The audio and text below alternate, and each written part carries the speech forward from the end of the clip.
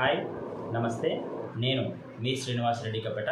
ఈరోజు విక్రమార్కుడు సినిమా నుంచి ఓ డైలాగ్తో ముందుకు వస్తున్నాను.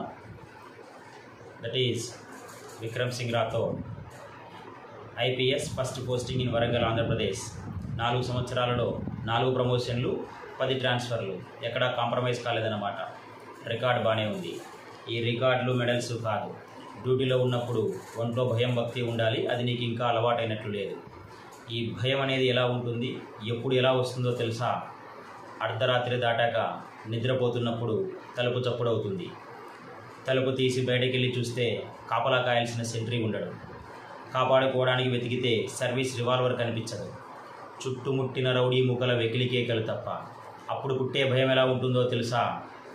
సాయంత్రం 4 అవుతుంది, స్కూల్కి వెళ్ళిన నీ కూతురు ఇంటికి రాదు.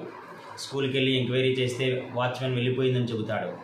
6 అవుతుంది, 7 అవుతుంది, 8 అవుతుంది, అయినా నీ కూతురు ఆచూకీ దొరకదు.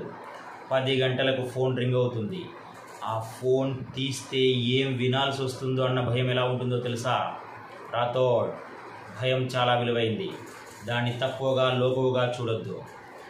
One should have healthy respect towards fear. భయం లేనివాడు బ్రతకడం కష్టం. నాకు భయం లేదని ఎందుకు అనుకుంటున్నారు సార్? ఎప్పుడో ఒకసారి కాదు, ప్రతి క్షణం ప్రతి నిమిషం భయపడుతూనే ఉంటాను సార్. 4 సంవత్సరాల క్రితం డ్యూటీలో చేరినప్పుడు విధి నిర్వహణలో ప్రాణాలైనా ఇస్తానని ప్రమాణం చేశాను. మీరన్న ఈ తలుపు చప్పుళ్ళు, ఫోన్ రింగులు రావచ్చు, రాకపోవచ్చు, కానీ ఏదో ఒక రోజు నా చావు మాత్రం తప్పకుండా వస్తూ తీరుతుంది సార్.